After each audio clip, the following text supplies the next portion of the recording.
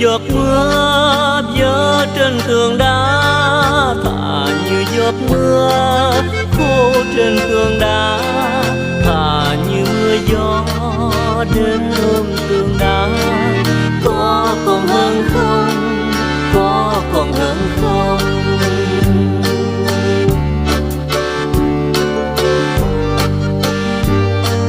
Người từ trăm năm về qua sông rộng, người từ trăm năm về qua sông rộng. Ta ngoắt muôn tay, ta ngoắt muôn tay, Chỉ thấy sông lòng lòng, chỉ thấy sông chập trùng. Thà như giọt mưa vỡ trên tường đá, thà như giọt mưa khô trên tường đá, thà như mưa gió đến ôm tường đá. Có còn hơn không, có còn hơn không, có còn hơn không, có còn hơn không?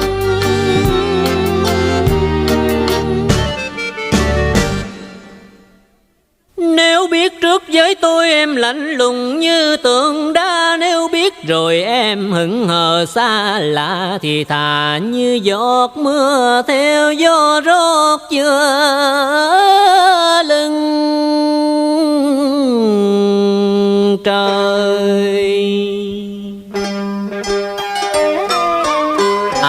Như giọt mưa rơi cho heo lạnh nụ cười, thà như giọt mưa rơi trên tường đá, dù tử muôn đời đã vốn dừng dừng. Lời yêu thương dấu nhiều hơn tiếng gió, em vẫn cúi đầu không đáp lại tình tôi. Hai đứa cận kề mà khoảng cách lại xa xôi, nước mắt rồi sẽ như mưa khô dần trên tường đá.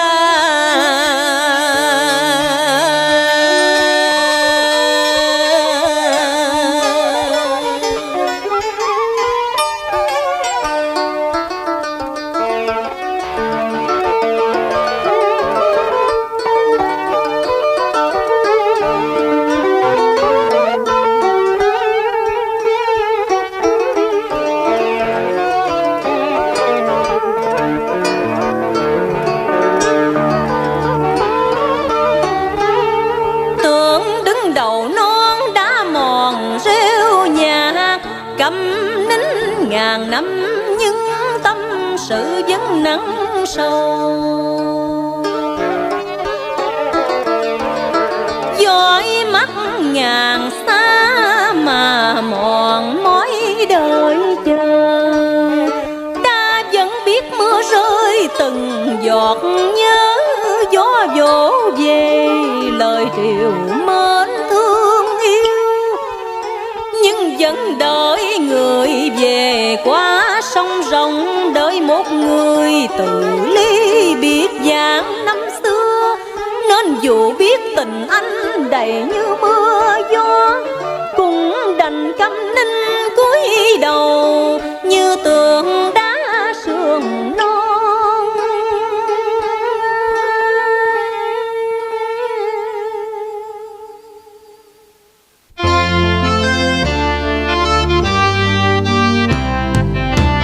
Từ trăm năm về khơi tình đồng, người từ trăm năm về khơi tình đồng. Ta chai vòng vòng, ta chai mòn chân, nào có hay đời càng, nào có hay càng đời. Thà như giọt mưa vỡ trên tường đá, thà như giọt mưa khô trên tường đá, thà như mưa gió đến ôm tường đá. Có còn hơn không, có còn hơn không, có còn hơn không, có còn hơn không.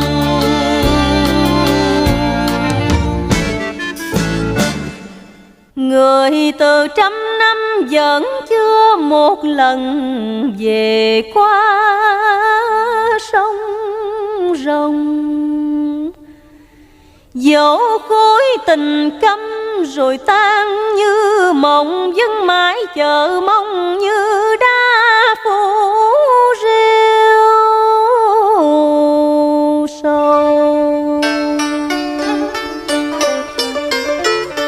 Dù mái tóc xanh rồi như sóng bạc đầu, nếu em ôm mối tình sâu sầu chờ đợi, tôi cũng nguyện đời chờ như gió chờ mưa. Mãi đợi mãi chờ cho chính nỗi sầu xưa, người từ trăm năm chưa về khơi tình đông. Anh vẫn chờ em dù trong vô vọng, dù năm tháng dần trôi rồi khô cạn một đời.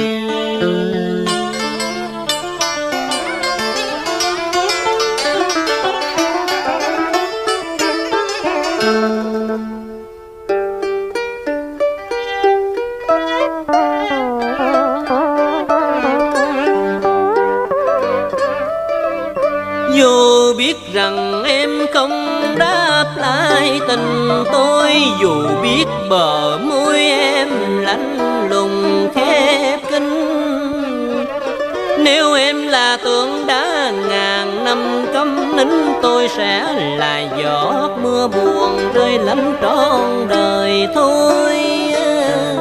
Trọn kiếp này mình mãi mãi xa xôi, tình đã gửi một phương trời vô vọng.